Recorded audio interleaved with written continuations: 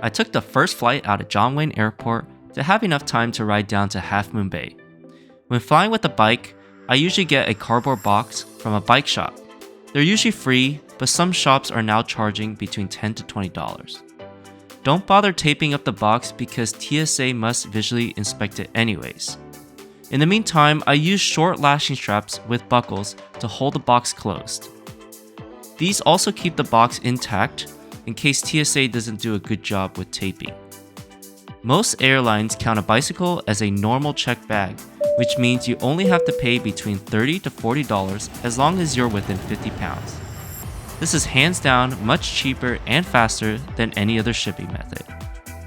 With my soon to expire Alaskan Airlines travel credit, I bought a first class ticket because it was only $10 more than economy when you factor in 2 checked bags for $30 each.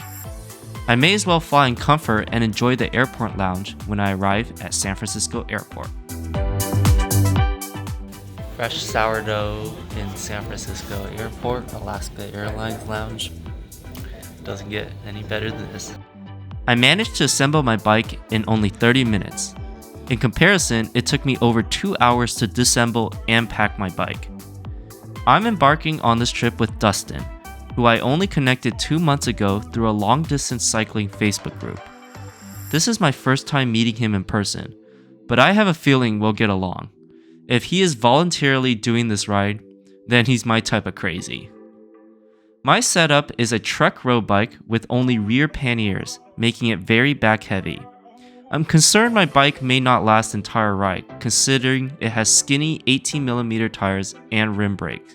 Dustin, on the other hand, has a proper touring bike by Surly and panniers in both the front and the back, making it well balanced.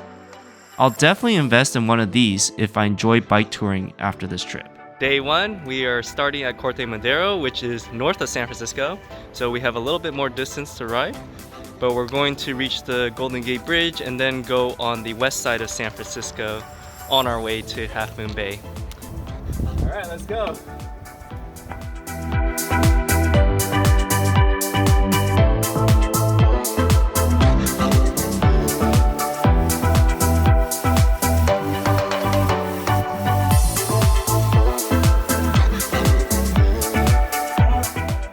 Crossing the iconic Golden Gate Bridge was an inspiring moment and in my mind officially marking the beginning of this journey.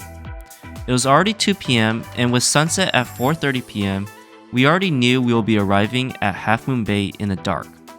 We hustled to get out of the city and make it to Pacifica just in time for sunset.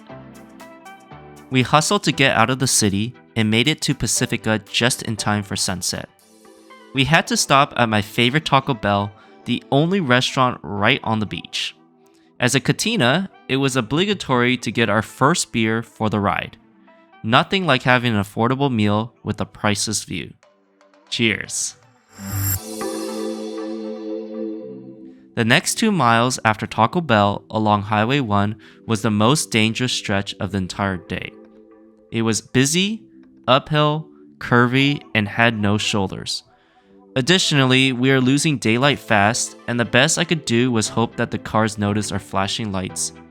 At the top, cars continued through a tunnel on the left, while we took the Devil Slide Road on the right, the original Highway 1 that hugs the cliff edge and now is only accessible to pedestrian and cyclists. We finally arrived at Francis Beach Campground at Half Moon Bay at 6:30 p.m. We're staying at a hiker-biker area, which are first-come, first-served campsites only for those who arrive by bike or foot. Tonight, we had the area all to ourselves and was able to score some free firewood from the pantry lockbox. There is no better way to wrap up the first night and stay warm than eating Mountain House next to the campfire.